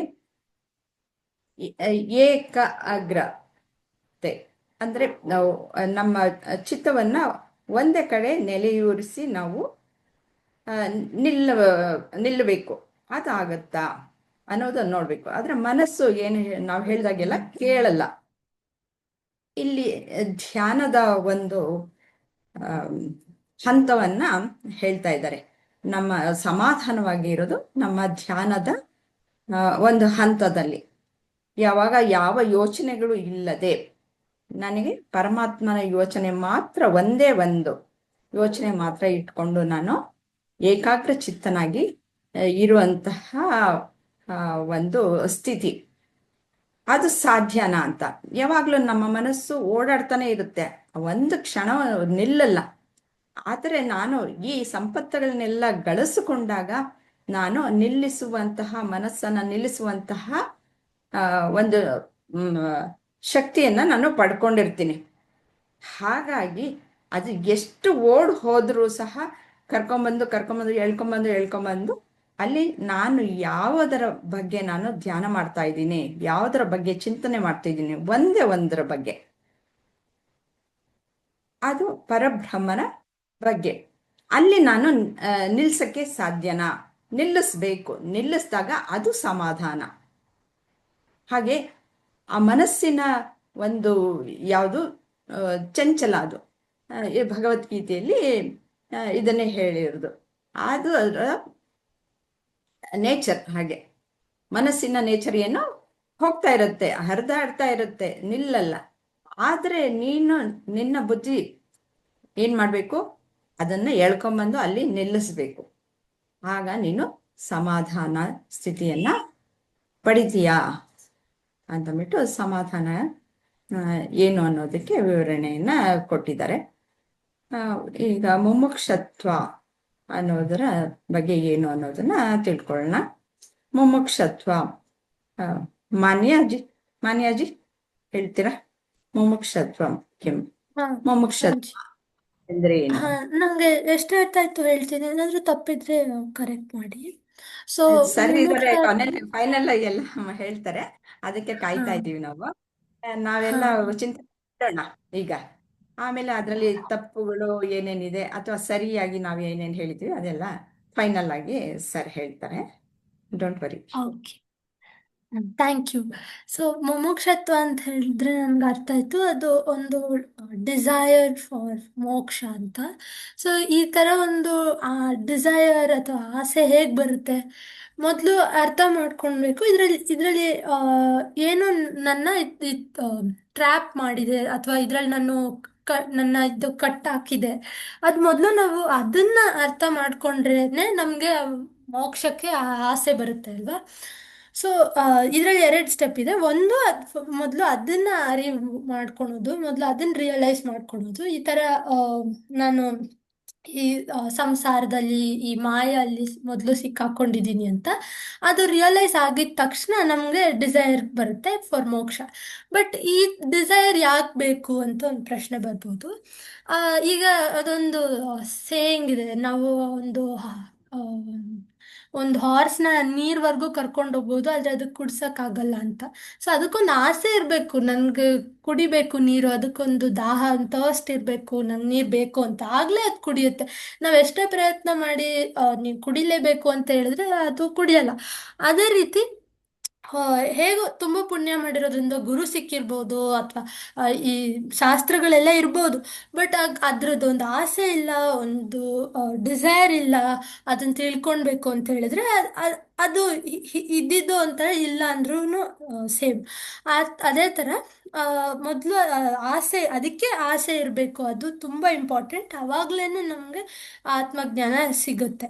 ಸೊ ಮೊದಲು ಅರಿವು ಮಾಡ್ಕೊಳ್ಬೇಕು, ಇದು ನಾನಲ್ಲ, ಇದು ನಾನಲ್ಲ, ಈ ದೇಹ ಮನ ಬುದ್ಧಿ ಇದೆಲ್ಲ ನಾನಲ್ಲ, ನಾನೇನೋ ಬೇರೆ, ಇದಕ್ಕೆಲ್ಲದಕ್ಕಿಂತನೂ ಏನೋ ಮೇಲೆ, ಅದು ನಾನು. ಅದನ್ನ ರಿಯಲೈಸ್ ಮಾಡ್ಕೊಳ್ಬೇಕು ಅಂತ ನಮ್ಗೆ ಅದನ್ನ ರಿಯಲೈಸ್ ಮಾಡ್ಕೊಳ್ಬೇಕು ಇನ್ನೂ ಸರಿಯಾಗಿ ಅಂತ, ಆವಾಗ ನಮಗೆ ಮುಮುಕ್ಷತ್ವ ಬರುತ್ತೆ. ಪ್ರಭುಜಿಯವ್ರು ಹೇಳ್ತಾರೆ ಇದರಲ್ಲಿ 3 ಥರದ್ದಿದೆ ಅಂತ, ಮಂದ ಅಥವಾ ಅತಿ ಮಂದ. ಹೇಗಂತ ಹೇಳಿದ್ರೆ ಹಾ, 4 ತರ. ಓ ಅತಿ ಓಕೆ ಮಂದ. ಓಕೆ. ಅದು ನನ್ ಡಿಫ್ರೆನ್ಸ್ ಗೊತ್ತಾಗ್ಲಿಲ್ಲ, ಮಂದ ಮತ್ತೆ ಅತಿ ಮಂದ. ಆ, ಪರವಾಗಿಲ್ಲ. ಹಾ, ಅತಿ ಮಂದ, ಅದರಲ್ಲಿ ಮಧ್ಯಮ, ತೀವ್ರ. ತೀವ್ರ. ಹಾ, ಸೊ ಮಂದ ಅಥವಾ ಅತಿ ಮಂದ ಯಾವುದು ಅಂತ ಕರೆಕ್ಟಾಗಿ ಅದು ಅಷ್ಟು ಗೊತ್ತಾಗ್ಲಿಲ್ಲ, ಬಟ್ ಅದರಲ್ಲಿ ಪರವಾಗಿಲ್ಲ, ಇನ್ನೊಬ್ರು ಯಾರಾದ್ರೂ ಹೇಳ್ತಾರೆ. ಹಾ, okay, sure. Thank you Padmaji. ಅಲ್ಲ, ಈಗ ನೀವು ಹೇಳೋದು ಹೇಳ್ಬಿಡಿ, ಅದನ್ನ ಓಕೆ, ಪೂರ್ತಿಯಾಗಿ. ಓಕೆ. ಸೊ ಅದರಲ್ಲಿ ಡಿಸೈರ್ ಇರುತ್ತೆ, ಒಂದು ಈ ಥರ ಒಂದು ಆಸೆ ಇರುತ್ತೆ, ಬಟ್ ಅದರಲ್ಲಿ ಪ್ರಯತ್ನನೇ ಪಡೋಕೆ ರೆಡಿ ಇರಲ್ಲ ಮನುಷ್ಯ. ಒಂಥರ ಲೇಸಿನೆಸ್ ಇರ್ಬೋದು, ಅಥವಾ ಒಂದು ಸ್ವಲ್ಪ ಅನ್ಸರ್ಟಿನಿಟಿ ಇರ್ಬೋದು, ಇದು ನಿಜ ಈ ಥರನೇ ಇರುತ್ತಾ, ಇಲ್ಲ ಸಿಗುತ್ತಾ ಇಲ್ವಾ ಅಂತ, ಅಥವಾ ಒಂದು ಪರ್ಫೆಕ್ಟ್ ಟೈಮಿಗೆ ವೆಯ್ಟ್ ಮಾಡೋದು. ಅದು ಅಂದರೆ ನಾನೊಂದು ಏಜ್ ಆಗಿಬಿಡ್ತೀನಿ, ಅಥವಾ ಎಲ್ಲ ಕೆಲಸ ಮುಗಿಸ್ಬಿಡ್ತೀನಿ, ಅಥವಾ ನಾನು ಫ್ರೀ ಆಗಿಬಿಡ್ತೀನಿ, ಇಲ್ಲ ಒಂದು ಕರೆಕ್ಟ್ ಪರ್ಫೆಕ್ಟ್ ಮುಹೂರ್ತ ಅಥವಾ ಟೈಮ್ ಬರುತ್ತೆ, ಅವಾಗ ನಾನು ಶುರು ಮಾಡ್ತೀನಿ, ಇವಾಗ ಏನೇನು ಕೆಲಸ ಇದೆ ಅದೆಲ್ಲ ಮುಗಿಸ್ಕೊಂಡು ಬಿಡ್ತೀನಿ ಅಂತ. ನನ್ನ ಪ್ರಕಾರ ಆ ಥರ ರೈಟ್ ಟೈಮ್ ಯಾವತ್ತೂ ಬರೋದಿಲ್ಲ. ಈ ಥರ ಅಂದ್ಕೊಂಡಿದ್ರೆ ಏನಾದರೂ ಒಂದು ಇದ್ದೇ ಇರುತ್ತೆ, ಅದೇ ಜೀವನ, ಅದೇ ಈ ಮಾಯಾ ಜಗತ್ತು. ಆ ಥರ ಟೈಮ್ ವೇಟ್ ಮಾಡಿದ್ರೆ ಇದರಲ್ಲಿ ಏನು ಪ್ರಯೋಜನ ಇಲ್ಲ. ನಾವು ಯಾವಾಗ ಇವಾಗಲೇ ಈ ಕ್ಷಣವೇ ಅದು ಸರಿಯಾದ ಟೈಮ್ ಶುರು ಮಾಡೋಕ್ಕೆ. ಸೊ ಮಂದ ಅಥವಾ ಅತಿ ಮಂದ, ಅದು ಅವ್ರಿಗೆ ತುಂಬ ಆಸಕ್ತಿ ಇರ್ಬೋದು, ಒಂದು ಆಸೆ ಇರ್ಬೋದು, ಆದರೆ ಪ್ರಯತ್ನ ಇರೋದಿಲ್ಲ. ಮಧ್ಯಮ ಅಲ್ಲಿ ಅವ್ರಿಗೊಂದು ಸ್ವಲ್ಪ ಇರುತ್ತೆ, ನೀಡು ಅಂದರೆ ಒಂದು ಡಿಸೈರ್ ಇರುತ್ತೆ, ಆಸಕ್ತಿ ಇರುತ್ತೆ. ಮತ್ತು ತೀವ್ರ ಅಲ್ಲಿ ಒಂಥರ ರೆಸ್ಟ್ಲೆಸ್ನೆಸ್ ಥರ, ನನಗೆ ಈಗಲೇ ಬೇಕು, ಈ ಕ್ಷಣ ನಾನು ಶುರು ಮಾಡ್ತೀನಿ, ನನಗೆ ಇದೇ ಕ್ಷಣ ನನಗೆ ಬೇಕು, ಆ ಥರ ಒಂದು ರೆಸ್ಟ್ಲೆಸ್ನೆಸ್, ಅಥವಾ ಒಂದು ಸ್ವಲ್ಪ ಅಷ್ಟು ಪೇಷನ್ಸ್ ಇಲ್ಲ ಅಂತ ಹೇಳಿದ್ರೆ ಅದು ತೀವ್ರ. ಇದು ನನ್ಗೆ ಅರ್ಥ ಆಗಿದ್ದು. ಸರಿಯಾಗೇ ಇದೆ ಮಾನ್ಯಾಜಿ, ಧನ್ಯವಾದಗಳು. Thank you Padmaji. ಸಾವಿತ್ರಿಜಿ, ನೀವು ಇದನ್ನೇ ಹೇಳ್ತೀರಾ, ಮುಮುಕ್ಷತ್ವ ಅಂದ್ರೆ ಏನು ಅಂತ ವಿವರಿಸ್ತೀರಾ? ಮಾನ್ಯಜಿಯವರು ಕರೆಕ್ಟ್ ಆಗಿ ಹೇಳಿದ್ದಾರೆ. ಅತಿಮಂದ ಅಂತಂದ್ರೆ ಅವನ್ಗೆ ಆಸೆ ಇರತ್ತೆ ಮುಕ್ತಿ ಬೇಕು ಅಂತ, ಆದ್ರೆ ಏನು ಪ್ರಯತ್ನ ಮಾಡಕ್ಕೆ ಅವನು ತಯಾರಾಗಿರಲ್ಲ. ನನ್ಗೆ ಸಿಗತ್ತೋ ಇಲ್ವೋ ಏನೋ ಹೇಗೋ ಅಂತ ಒಂದು ಅವನ್ಗೆ ಹಂಗ ಅನಿಸ್ತಾ ಇರತ್ತೆ. ಆ ಮಂದ ಅಂತಂದ್ರೆ ಮುಕ್ತಿಗೋಸ್ಕರ ಅಂದ್ರೆ ನಾನು ಮುಕ್ತಿಗೋಸ್ಕರ ಪ್ರಯತ್ನ ಮಾಡ್ತೇನೆ, ಆದ್ರೆ ನನ್ನ ಜೀವನದಲ್ಲಿ ರಿಟೈರ್ಮೆಂಟ್ ಎಲ್ಲ ಆಗ್ಬೇಕು. ನನ್ಗೇನೇನೋ ಎಲ್ಲ ಜವಾಬ್ದಾರಿಗಳೆಲ್ಲ ಇದೆಯಲ್ವಾ, ನಾನು ಈ ಜೀವನದಿಂದ ನಿವೃತ್ತಿ ಹೊಂದಬೇಕು. ನಿವೃತ್ತಿ ಹೊಂದಾದ್ಮೇಲೆ ಎಲ್ಲ ಮುಗಿದಾದ್ಮೇಲೆ ನಾನು ನಿವೃತ್ತಿ ಆದ್ಮೇಲೆ ಇದನ್ನ ಮುಂದುವರಿಸ್ತೀನಿ ಅನ್ನೋದೊಂದು ಇರತ್ತೆ ಮಂದ ಅನ್ನೋನ್ಗೆ. ಮಧ್ಯಮ ಅಂತಂದ್ರೆ ಅವನ್ಗೆ ಚಿಕ್ಕ ವಯಸ್ಸಾದ್ರೂ ಆಗಿರ್ಬೋದು, ಜಾಸ್ತಿ ವಯಸ್ಸಾದ್ರೂ ಆಗಿರ್ಬೋದು, ನಾನು ಮುಕ್ತಿಗಾಗಿ ಪ್ರಯತ್ನ ಪಡ್ತೀನಿ ಅನ್ನೋದು. ತೀವ್ರ ಅಂತಂದ್ರೆ ಈಗ್ಲೇ ಈ ಕ್ಷಣನೇ ಮುಕ್ತಿ ಅಂದ್ರೆ ನಾನು ಯಾರು ಅಂತ ನಾನು ತಿಳ್ಕೊಂಡ್ರೆ ಅದು ನನ್ಗೆ ಅವಾಗ ಮುಕ್ತಿ ಅಂತ, ಆ ಕ್ಷಣ ಅಂತ ಗುರುಜಿಯವರು ಹಾಗೆ ಹೇಳಿದ್ದಾರೆ. ಈ ಮುಮುಕ್ಷತ್ವ ಬರೋದು ಏನು, ಯಾತಕ್ಕೆ ಅನ್ನೋದನ್ನ ಮಾನ್ಯ ಒಂದು ಸ್ವಲ್ಪ ಹೇಳಿದ್ರು. ಹೇಗೆ ಅಂದ್ರೆ ನಾನು ಇನ್ನೂ ಬಂಧನದಲ್ಲಿ ಇದ್ದೀನಿ ಅನ್ನೋದು ಅವನಿಗೆ ಗೊತ್ತಾಗಿರತ್ತೆ. ಅವನಿಗೆ ಆದಷ್ಟು ಷಡ್ ಸಂಪತ್ತಿಗಳೆಲ್ಲ ಅವನದಾಗಿರುತ್ತೆ. ಹಾಗಾಗಿ ಒಂದು ಹಂತಕ್ಕೆ, ಒಂದು ಹದಕ್ಕೆ ಬಂದಿರ್ತಾನೆ. ಆಗ ನನಗೆ ಈ ಬಂಧನದಿಂದ ನಾನು ಹೇಗೆ ಬಿಡುಗಡೆ ಹೊಂದೋದು ಅನ್ನೋದನ್ನ ಆಲೋಚನೆ ಮಾಡ್ತಾ ಇರ್ತಾನೆ. ಅದಕ್ಕೆ ನಾನು ಗುರುಗಳ ಹತ್ರ ಹೋಗ್ಬೇಕು, ನಾನು ಒಂದು ಆತ್ಮಜ್ಞಾನವನ್ನ ಪಡೆದುಕೊಳ್ಬೇಕು, ನಾನು ಬಂಧ ಮುಕ್ತನಾಗ್ಬೇಕು.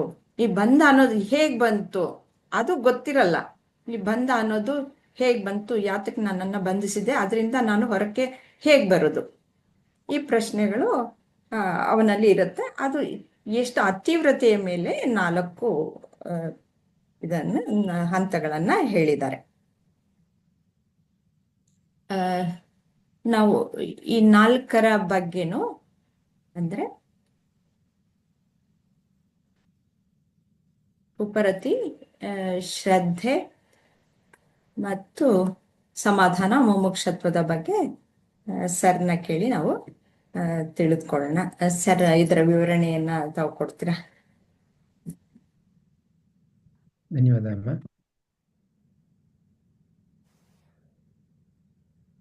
ಈಗ ಮೊಟ್ಟ ಮೊದಲನೇದಾಗಿ ನನಗೆ ಜೀವನದಲ್ಲಿ ಏನೋ ಸರಿ ಇಲ್ಲ, ನನಗೇನೋ ಕಷ್ಟ ಆಗ್ತಾ ಇದೆ ಅನ್ನೋ ಅರಿವಿದ್ದಾಗ ಮಾತ್ರ ನಾನು ಆ ಕಷ್ಟವನ್ನು ನಿವಾರಣೆ ಮಾಡಲಿಕ್ಕೆ ಒಂದು ಪ್ರಯತ್ನ ಅಂತ ಮಾಡ್ಬೋದು.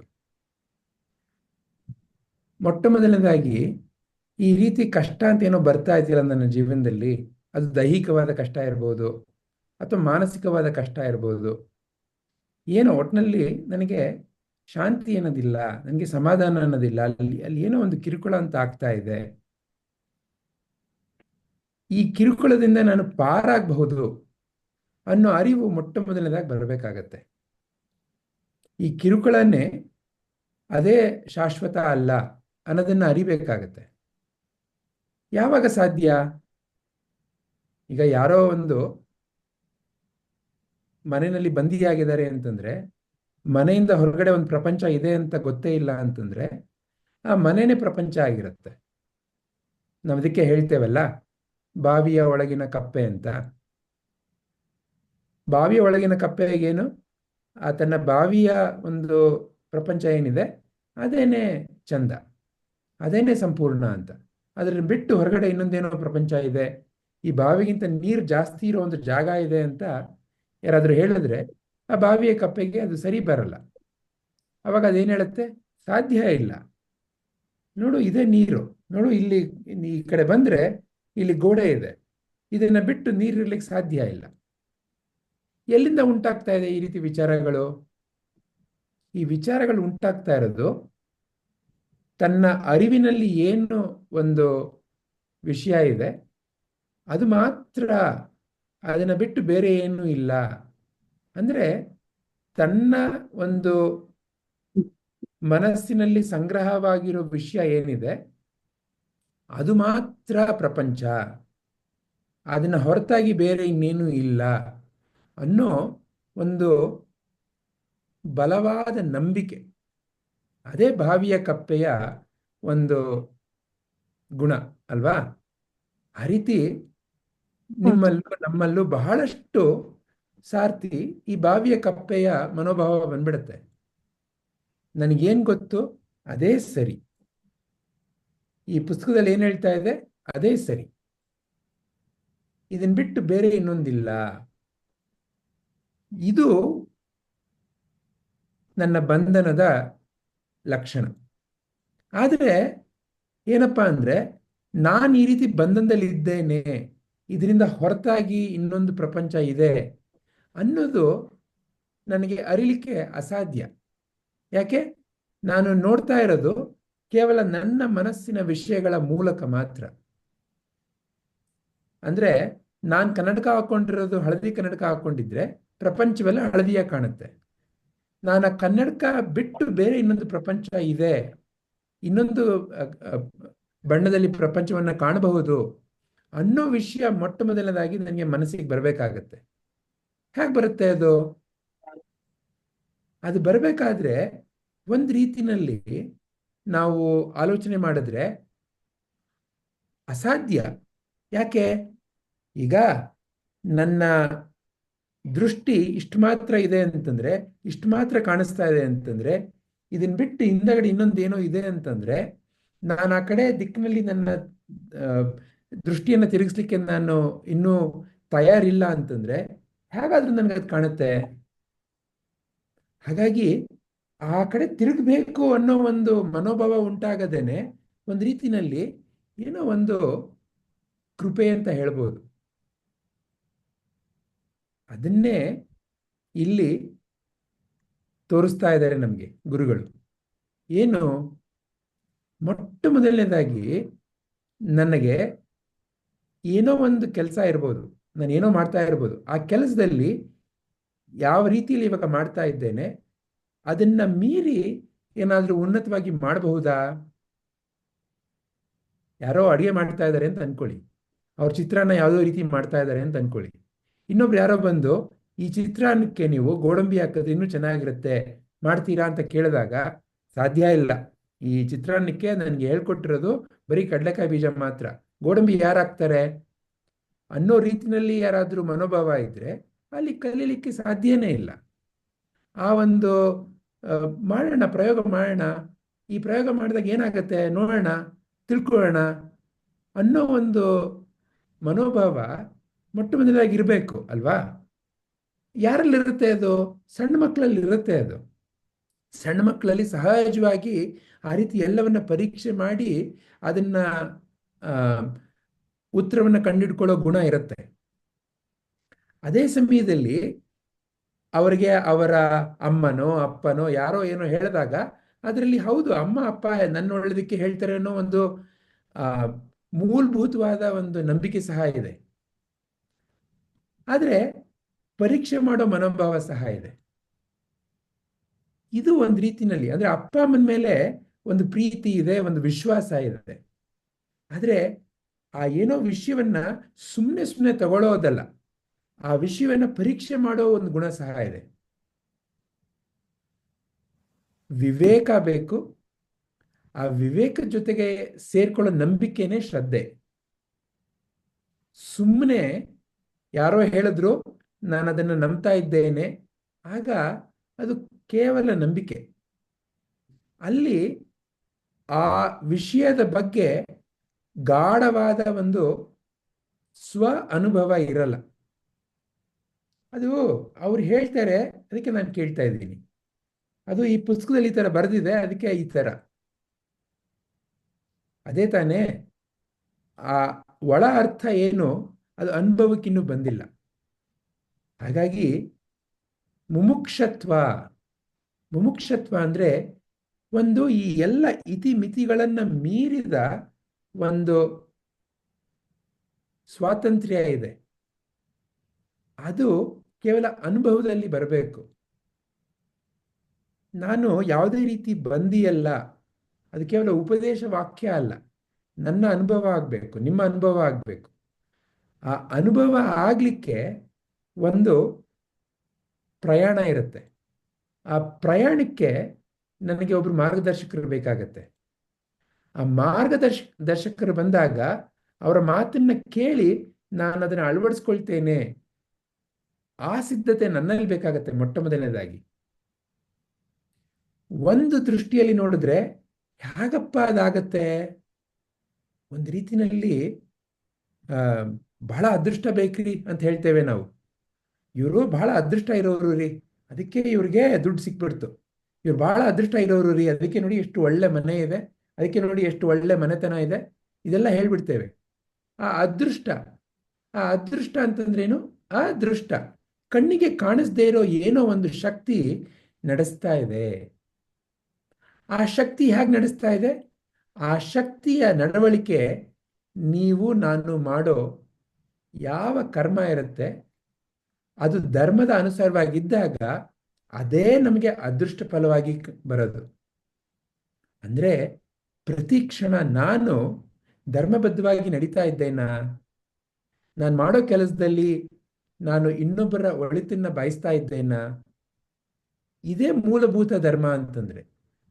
ನನ್ನ ನಡವಳಿಕೆಯಲ್ಲಿ, ನನ್ನ ಮಾತಿನಲ್ಲಿ, ನನ್ನ ವ್ಯವಹಾರದಲ್ಲಿ ಯಾರ ಒಂದು ಹಿತವನ್ನ ಬಯಸ್ತಾ ಇದ್ದೇನೆ? ಎಲ್ಲಿ ನಾನು ಇನ್ನೊಬ್ಬರ ಹಿತವನ್ನ ಬಯಸಿ ಕೆಲಸವನ್ನ ಮಾಡ್ತಾ ಇರ್ತೇನೆ ಅದು ಸಹಜವಾದ ಒಂದು ಧರ್ಮ.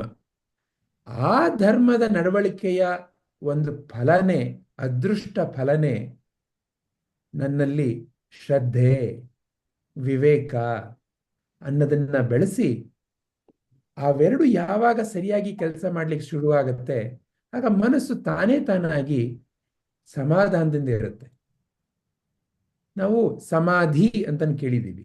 ಸಮಾಧಿ ಅಂತಂದ್ರೇನು? ಧೀ ಅಂತಂದ್ರೆ ನಾವು ಒಂದು ಯಾವುದೇ ವಿಷಯದಲ್ಲಿ ಜೀವನದಲ್ಲಿ ನಾವು ಯಾವಾಗಲೂ ಲೆಕ್ಕಾಚಾರ ಮಾಡ್ತಾ ಇರ್ತೇವೆ. ಇದು ಸರಿ, ಇದು ತಪ್ಪು ಅನ್ನೋ ನ್ಯಾಯ ತೀರ್ಪು ಮಾಡ್ತಾ ಇರ್ತೇವೆ.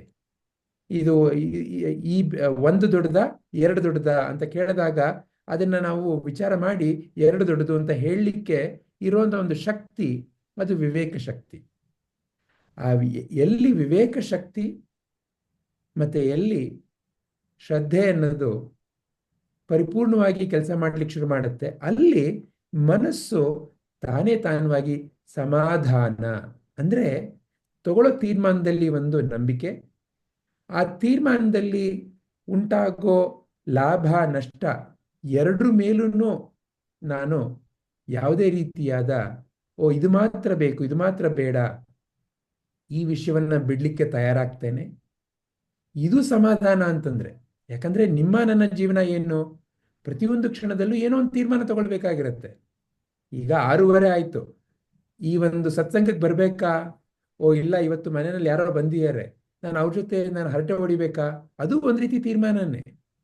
ಹೀಗೆ ಪ್ರತಿ ಕ್ಷಣದಲ್ಲೂ ನಿಮಗೆ ನನಗೆ ಬೇರೆ ಬೇರೆ ತೀರ್ಮಾನ ಮಾಡೋ ಒಂದು ಪರಿಸ್ಥಿತಿ ಇರುತ್ತೆ. ಈಗ ಯಾರೋ ಒಬ್ರು ಮಾತಾಡ್ತಾ ಇದ್ದಾರೆ, ಅವ್ರ ಮಾತನ್ನ ಗಮನ ಇಟ್ಟು ಕೇಳ್ಬೇಕಾ? ಅದು ಒಂದು ತೀರ್ಮಾನನೇ. ಯಾವ ತೀರ್ಮಾನದಿಂದ ನನ್ನ ಮನಸ್ಸು ಸಹಜವಾಗಿ ಒಂದು ಶಾಂತತೆಯಲ್ಲಿ ಇರ್ಲಿಕ್ಕೆ ಸಾಧ್ಯ? ಅದು ಸಮಾಧಾನ ಚಿತ್ತ. ಚಿತ್ತ ಅಂತಂದ್ರೇನು? ನನ್ನ ಮನಸ್ಸಿನಲ್ಲಿ ಹಲವಾರು ರೀತಿಯ ಚಿಂತನೆಗಳು ನಡೀತಾನೇ ಇರುತ್ತೆ. ಆ ಚಿಂತನೆಗಳು ನಡಿಬೇಕಾದಾಗ ಒಂದು ಕ್ಷಣದಲ್ಲಿ ಇದು ಸರಿ ಅನ್ಸುತ್ತೆ, ಇನ್ನೊಂದು ಕ್ಷಣದಲ್ಲಿ ಇದು ಸರಿ ಅನ್ಸುತ್ತೆ. ಇವಾಗ ಇದನ್ನ ಮಾಡೋದು ಬೇಡ, ಇವಾಗ ಅದನ್ನ ನೋಡೋಣ ಅನ್ಸುತ್ತೆ.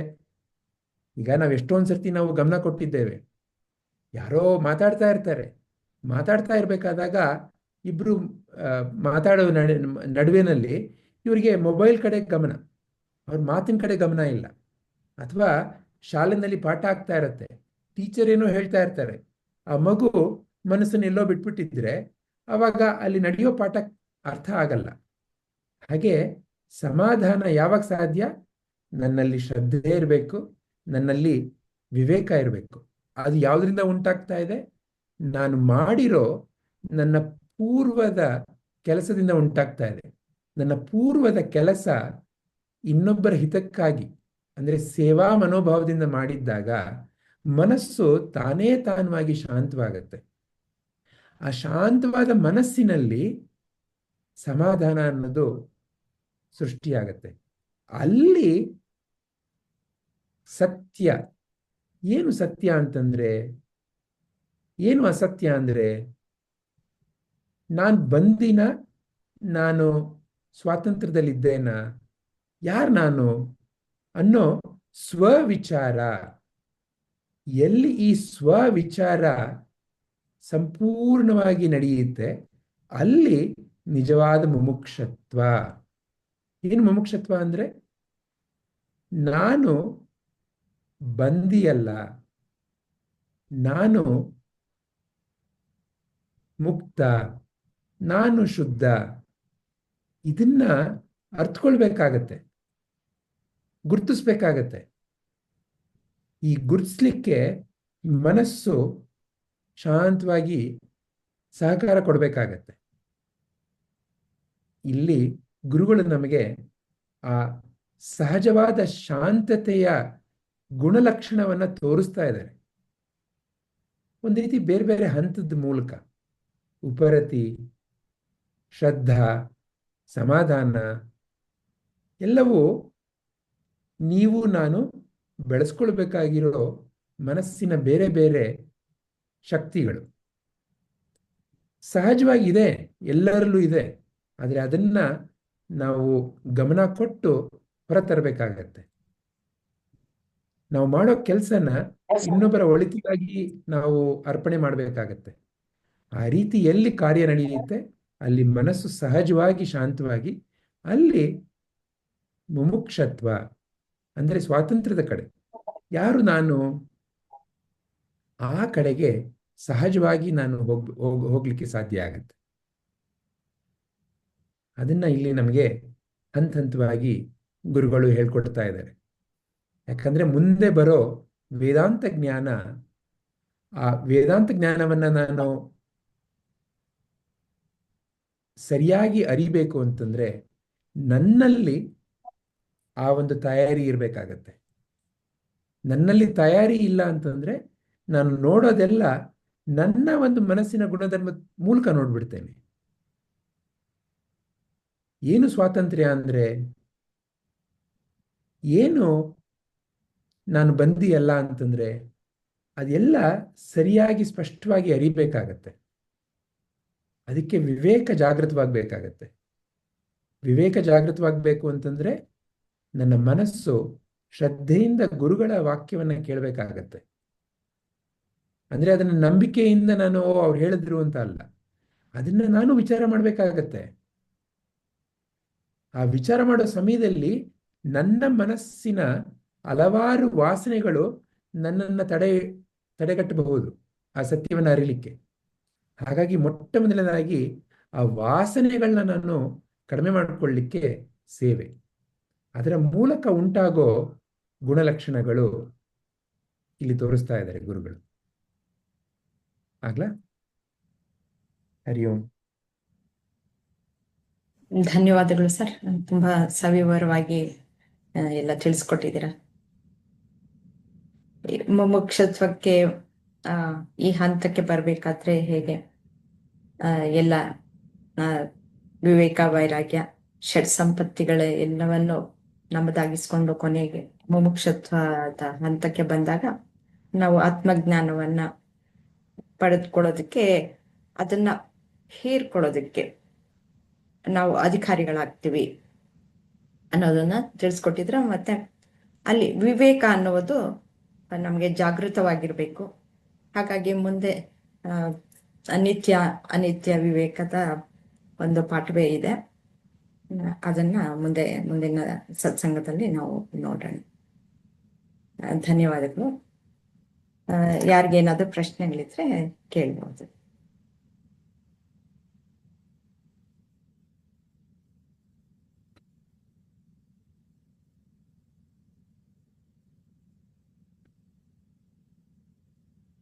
ಯಾವ ರೀತಿಯಲ್ಲಿ ಈ ಗುಣಲಕ್ಷಣಗಳನ್ನ ಇರಬೇಕು ಅನ್ನೋದನ್ನ ನಮ್ಮ ಹಲವಾರು ಉಪನಿಷತ್ತಿನ ಕಥೆಗಳಲ್ಲಿ, ಹಲವಾರು ನಿದರ್ಶನಗಳ ಮೂಲಕ ನಿಮಗೆಲ್ಲ ಗೊತ್ತಿರ್ಬೋದು.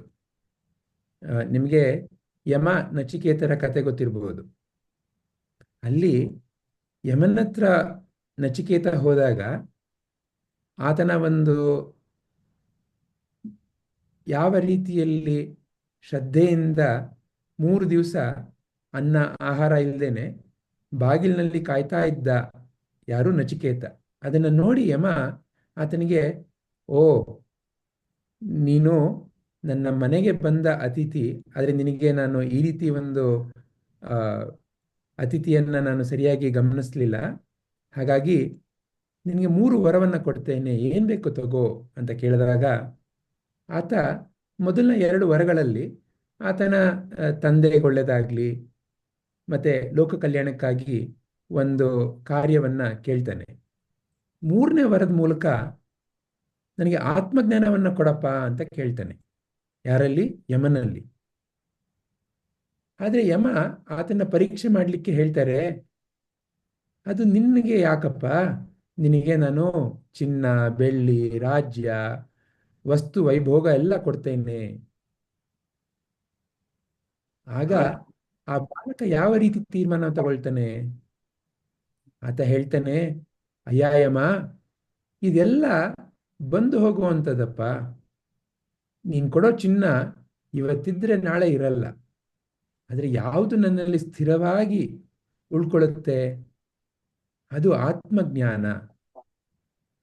ಅಂದರೆ ಆತನಲ್ಲಿ ಆತ್ಮಜ್ಞಾನ ಅಂದರೆ ಏನು ಅನ್ನೋದು ಇನ್ನು ಸಂಪೂರ್ಣವಾಗಿ ಸ್ಥಿರವಾಗಿಲ್ಲ, ಆದರೆ ಆತ್ಮಜ್ಞಾನದಿಂದ ಮುಕ್ತಿ ಅನ್ನೋ ಒಂದು ಸತ್ಯದ ಅರಿವು ಉಂಟಾಗಿದೆ. ಅದರ ಕಡೆ ಸ್ಥಿರತೆ ಬಂದಿದೆ. ಅದು ಮುಮುಕ್ಷತ್ವ. ನನ್ನ ಜೀವನದಲ್ಲಿ ಏನು ತೀರ್ಮಾನ ತಗೊಳ್ಬೇಕು, ಯಾವ ದಾರಿಯಲ್ಲಿ ನಡಿಬೇಕು, ನಾನು ಯಾವ ದಾರಿಯಲ್ಲಿ ನಡೆದಾಗ ನನಗೆ, ನನ್ನ ಸುತ್ತಮುತ್ತಿನವರಿಗೆ ಎಲ್ಲರಲ್ಲೂ ಒಂದು ಶಾಂತಿ ಸೌಹಾರ್ದತೆ ಇರುತ್ತೆ, ಆ ಒಂದು ಗುಣಲಕ್ಷಣನೇ ಮುಮುಕ್ಷತ್ವ. ಅದನ್ನ ನೋಡಿ ಯಮ ಆಗ ಪ್ರಸನ್ನನಾಗಿ ಆತನಿಗೆ ಆತ್ಮಜ್ಞಾನವನ್ನ ಅನುಗ್ರಹಿಸಿದ್ರು. ಹೀಗೆ ನಮ್ಗೆ ಹಲವಾರು ಕಥೆಗಳಿದೆ. ಇದು ಕೇವಲ ಕಥೆ ಅಲ್ಲ.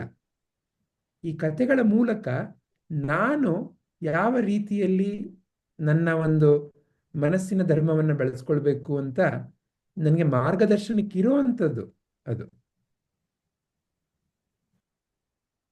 ಇದನ್ನ ನಾವು ಮುಂದೆ ಮುಂದೆ ಹೋಗ್ತಾ ಈಗ ಇನ್ನೂ ಆಳವಾಗಿ ಅರಿಲಿಕ್ಕೆ ಸಾಧ್ಯವಾಗತ್ತೆ.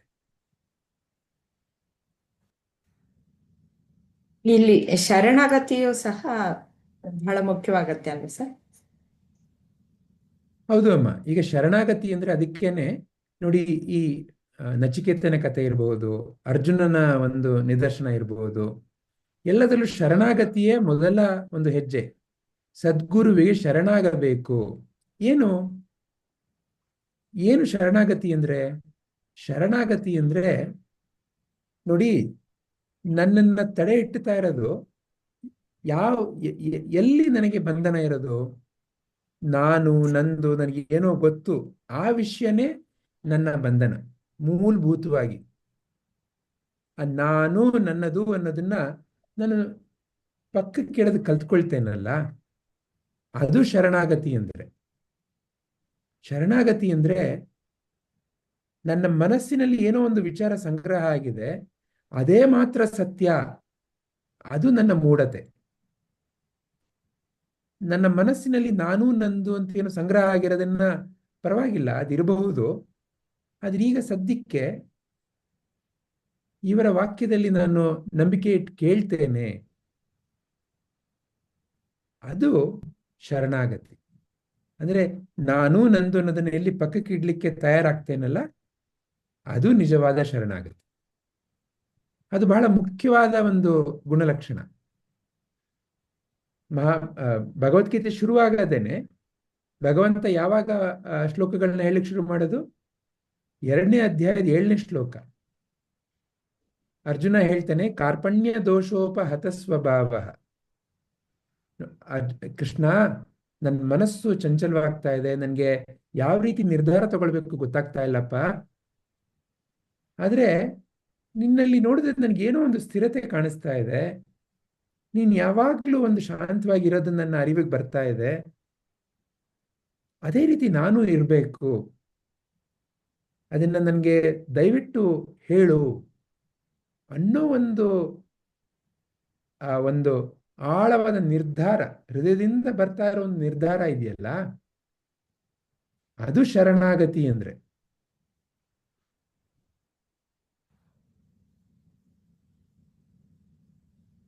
ಆ ರೀತಿ ಶರಣಗತಿ ಇಲ್ಲ ಅಂತಂದ್ರೆ ನಮ್ಮಲ್ಲಿ ಸಂಶಯಗಳು ಬರುತ್ತವೆ. ಆ ಸಂಶಯಗಳಿಂದ ಗುರುಗಳು ಹೇಳಿದ ಯಾವ ಒಂದು ವಾಕ್ಯನೂ ನಮಗೆ ಇಳಿಯಲ್ಲ, ಅದರಲ್ಲಿ ಸಂಶಯ ಪಟ್ಬಿಡ್ತೀವಿ. ಹಾಗಾಗಿ ಮೊದಲು ಶರಣಾಗತಿ ಅನ್ನೋದನ್ನ ಅಭ್ಯಾಸ ಮಾಡ್ಕೊಳ್ಬೇಕು.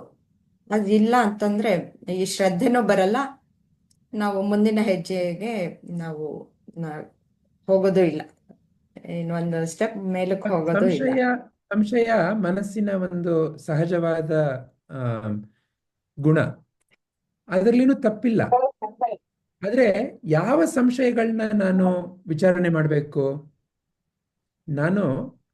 ನನಗೆ ಗುರುವಿಗೆ ಎಷ್ಟು ಜ್ಞಾನ ಇದೆ, ನಾನು ವಿಚಾರ ಮಾಡ್ತೇನೆ, ನಾನು ನೋಡ್ತೇನೆ ಅನ್ನೋ ದೃಷ್ಟಿಯಲ್ಲಿ ನಾನು ವಿಚಾರಣೆ ಮಾಡ್ಲಿಕ್ಕೆ ಹೋದಾಗ ಅದು ಪುನಃ ನನ್ನನ್ನ ಬಂಧನಕ್ಕೆ ಸಿಕ್ಕಿಸುತ್ತೆ. ಅವ್ರು ಏನೋ ಹೇಳ್ತಾ ಇದ್ದಾರೆ, ಅದು ಹೇಗೆ ಸತ್ಯ? ಅದು ನನ್ನ ಮನಸ್ಸಿಗೆ ಅರಿವಾಗ್ತಾ ಇಲ್ಲ. ನನಗೆ ಅವ್ರು ಕೊಡ್ತಾ ಇರೋ ಉದಾಹರಣೆ ಮೂಲಕ ನನಗೆ ಗೊತ್ತಾಗ್ತಾ ಇಲ್ಲ. ಅದನ್ನ ಪರಿಹಾರ ಮಾಡ್ಕೊಳ್ಬೇಕಾಗತ್ತೆ. ಅದು ನಿಜವಾದ ಶರಣಾಗತಿ ಅಂದ್ರೆ. ಯಮ ಹೇಳಿದ ಮಾತ್ರಕ್ಕೆ ನಚಿಕೇತ ಸುಮ್ಮನೆ ಆಯ್ತು ಅಂತ ಅನ್ಬಿಡ್ಲಿಲ್ಲ. ಯಮ ಹೇಳಿದ ವಾಕ್ಯಗಳಿಗೆ ನಚಿಕೇತ ಎಲ್ಲೆಲ್ಲಿ ಸಹಜವಾಗಿ ಸಂಶಯ ಆಯ್ತು ಅವುಗಳನ್ನ ನಿವಾರಣೆ ಮಾಡ್ಕೊಳ್ಬೇಕಾಗಿ ಬಂತು. ಹಾಗಾಗಿ ಭಗವದ್ಗೀತೆನಲ್ಲೂ ಭಗವಂತ ಹೇಳ್ತಾರೆ, ಏನು, ನೀನು ಗುರುವನ್ನ ಪರಿಪ್ರಶ್ನೆಯಿಂದ ನೀನು ಪಾಲಿಸು. ಅಂದ್ರೇನು? ಗುರುವಿಗೆ ಪ್ರಶ್ನೆಯನ್ನ ಹಾಕು, ಆದರೆ ಯಾವ ದೃಷ್ಟಿಯಿಂದ? ಅದು ಹೇಗೆ ಸತ್ಯ ಅನ್ನೋ ತಿಳ್ಕೊಳ್ಳೋ ದೃಷ್ಟಿಯಿಂದ, ಹೊರತಾಗಿ ಗುರುವಿಗೆ ಗೊತ್ತಿಲ್ವಾ ಅನ್ನೋದಲ್ಲ ಮುಖ್ಯ. ಯಾರನ್ನ ನಾನು ಗುರು ಅಂತ ಸ್ವೀಕಾರ ಮಾಡ್ತಾ ಇದ್ದೇನೆ, ಅಲ್ಲಿ ಸ್ವೀಕಾರ ಮಾಡೋ ನಂತರ ನಾನು ಸಂಪೂರ್ಣ ಶ್ರದ್ಧೆಯನ್ನ ಅಲ್ಲಿ ಎಲ್ಲಿಡ್ತೇನೆ, ಅಲ್ಲಿ ತಾನಾಗಿ ಮುಕ್ತಿಯ ದಾರಿ ಸಿಕ್ಕತ್ತೆ. ಇಲ್ಲಿ ತನಕ ನಾನು ಇವರ ನೋಡ್ಲಿಕ್ಕೆ ಹೇಗಿರ್ಬೇಕು ಗುರು, ಅವ್ರ ಮಾತು ಹೇಗಿರ್ಬೇಕು, ಈ ರೀತಿ ಎಲ್ಲ ನಾನು ಸಮಾಜದಿಂದ ಹಲವಾರು ವಿಷಯ ಬಂದಿರುತ್ತೆ ಮನಸ್ಸಿಗೆ. ಇದ್ರ ಮೂಲಕ ನಾನು ವಿಚಾರ ಮಾಡ್ತಾ ಇದ್ದಾಗ ಎಷ್ಟೊಂದು ಸರ್ತಿ ನನ್ನ ಮುಂದೆನೇ ಆ ಪರಶಿವ ಇದ್ರೂ ನನ್ನ ದೃಷ್ಟಿಯಲ್ಲಿ ಕಾಣಿಸಲ್ಲ. ನನ್ನ ದೃಷ್ಟಿಯಲ್ಲಿ ಆ ಪರಶಿವ ನನ್ನ ಮುಂದೆ ಬಂದು ನನಗೆ ಸಂಪೂರ್ಣ ಅನುಗ್ರಹ ಕೊಡ್ಲಿಕ್ಕೆ ತಯಾರಾಗಿದ್ರು ನನಗೆ ಗೊತ್ತಾಗಲ್ಲ. ಯಾಕೆ? ನಾನು ನನ್ನ ಮನಸ್ಸಿನಲ್ಲಿ ಗುರು ಅಂದ್ರೆ ಹೇಗಿರ್ಬೇಕು ಗೊತ್ತಾ? ಅವ್ರು ಯಾವ ಬಟ್ಟೆ ಹಾಕೊಳ್ಬೇಕು ಗೊತ್ತಾ? ಅವರು ಯಾವ ತರ ಮಾತಾಡ್ಬೇಕು ಗೊತ್ತಾ? ಇದೆಲ್ಲ ನನ್ನ ಮನಸ್ಸಿನಲ್ಲಿರುತ್ತೆ. ಇದನ್ನೆಲ್ಲ ಪಕ್ಕಕ್ಕಿಟ್ಟು ನಾನು ಅವ್ರು ಹೇಳೋ ವಿಚಾರವನ್ನ ಕೇಳಿ ಆ ವಿಚಾರವನ್ನ ಪರಿಶೀಲನೆ ಮಾಡಿದಾಗ ನನ್ನಲ್ಲಿ ಯಾವ ರೀತಿಯ ಒಂದು ಭಾವನೆ, ನನ್ನಲ್ಲಿ ಯಾವ ರೀತಿಯ ಮನಸ್ಸು ಉಂಟಾಗ್ತಾ ಇದೆ, ಆ ವಿಚಾರದ ಮೂಲಕ ನನ್ನಲ್ಲಿ ಒಂದು ಶಾಂತಿ ಸಮಾಧಾನ ಅನ್ನೋದು ಬರ್ತಾ ಇದೆಯಾ, ನನಗೆ ಜೀವನದ ಬಗ್ಗೆ ಒಂದು ಸ್ಪಷ್ಟತೆ ಬರ್ತಾ ಇದೆಯಾ, ನನಗೆ ಸಹಜವಾಗಿ ಒಂದು ಆನಂದ ಅನ್ನೋ ಅನುಭೂತಿ ಆಗ್ತಾ ಇದೆಯಾ, ಇವುಗಳನ್ನ ನಾನು ಗಮನ ಕೊಟ್ಟು ನೋಡ್ಬೇಕಾಗತ್ತೆ. ಅದ್ರ ಮೂಲಕ ನನಗೆ ಅರಿವಾಗ್ತಾ ಹೋಗುತ್ತೆ. ಹೌದು, ಇದು ಆ ರೀತಿ ಏನ್ ಹೇಳ್ತಾ ಇದ್ದಾರೆ ಆ ರೀತಿ ನೋಡಿದಾಗ ಇದು ಸತ್ಯ. ಹೀಗೆ ನಾನು ಆ ಸತ್ಯವನ್ನ ಪರಿಶೀಲನೆ ಮಾಡಬೇಕಾಗತ್ತೆ. ಆ ಪರಿಶೀಲನೆ ಮಾಡಲಿಕ್ಕೆ ಯಾರೋ ಏನೋ ಹೇಳಿದಾಗ ನಾನು ಅದನ್ನ ವಿಚಾರಣೆ ಮಾಡೋ ಒಂದು ಮನೋಧರ್ಮವನ್ನ ನಾನು ಸೃಷ್ಟಿ ಮಾಡ್ಕೊಳ್ಬೇಕಾಗತ್ತೆ. ಅಂದ್ರೆ ಆ ಸಮಯದಲ್ಲಿ ನನ್ನಲ್ಲಿರೋ ಒಂದು ವಿಚಾರ ಅದು ಮಾತ್ರ ಸರಿ ಅನ್ನೋದನ್ನ ಪಕ್ಕಕ್ಕೆ ಇಡೋದಕ್ಕೆ ಕಲ್ತ್ಕೊಳ್ಬೇಕಾಗತ್ತೆ. ಈಗ ಶರಣಾಗತಿಯ ಮೂಲಕ ಮಾಡೋ ಪರಿಪ್ರಶ್ನೆಗಳು, ಇವುಗಳ ಮೂಲಕ ಮಾತ್ರ ವಿಚಾರಣೆ ಸಾಧ್ಯ.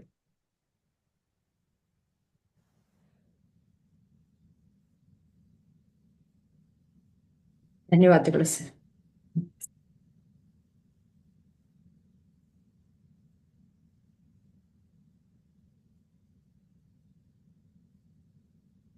ಹರಿ ಓಂ. ಶ್ರೀ ಗುರುಭ್ಯೋ ನಮಃ.